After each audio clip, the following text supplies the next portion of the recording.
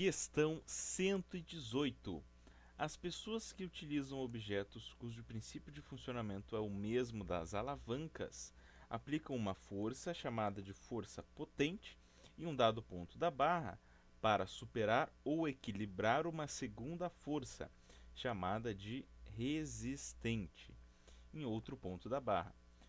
Por causa das diferentes distâncias entre os pontos de aplicação das forças, potente e resistente, os seus efeitos também são diferentes.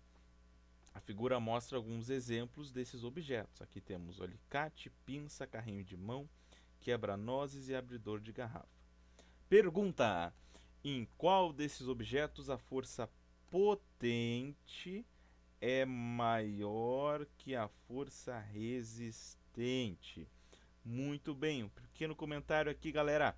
Olha só, quando ele fala aqui que os seus efeitos também são diferentes, esse efeito é nada mais, nada menos do que a grandeza chamada torque, grandeza que causa giro. Lembrando, matematicamente, torque é força vezes distância ao ponto de apoio ou braço de alavanca, como quiserem chamar. Muito bem. Aí a pergunta é, desses objetos aqui, qual que é a força potente é maior do que a força resistente? Força potente é a força que tu faz, tá? Por exemplo, vai pegar aqui o alicate, vai apertar o alicate aqui e aqui, vai apertar aqui e aqui, essa vai ser a força potente, ok? Na pinça vai fazer a força aqui e por aí vai. Bom, qual desses objetos que a força potente é maior do que a força resistente? Bom, se eu quero, por exemplo, objetos sendo equilibrados nesses no quebra-nozes, na pinça ou no alicate, tá? Então, por exemplo, aqui, ó, se eu pegar, por exemplo, uma pinça, vamos pegar uma pinça. Aqui está uma pinça, ok? Eu quero que um objeto fique equilibrado aqui na pinça. Nós apertamos a pinça aqui.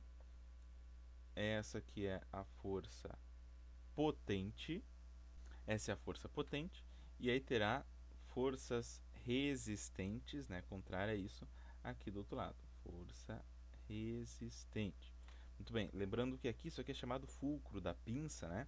Aqui está o nosso ponto de apoio, que é a distância que nós consideramos para o braço de alavanca.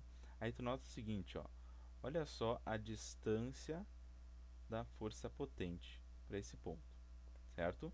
Aí olha só a distância da força resistente para o ponto de apoio. A força resistente tem uma distância ou um braço de alavanca muito maior do que a força potente, perfeito? Então, se a força potente acaba tendo um braço de alavanca menor, o seu módulo precisa ser maior do que a força resistente para que os torques acabem ficando em equilíbrio. Então, aqui na pinça é onde a força potente tem que ter um módulo maior do que a força resistente. Muito bem, por isso que na pinça, a gente usa a pinça para segurar objetos delicados, né? Essa que é a lógica aí da pinça.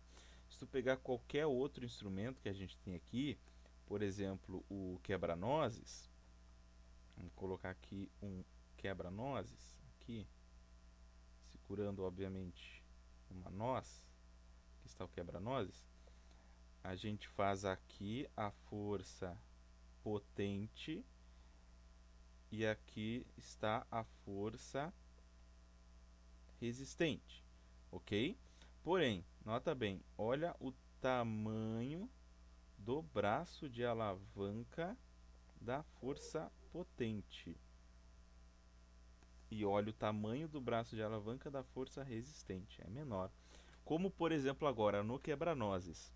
A força potente tem um braço de alavanca maior, então seu módulo deve ser menor.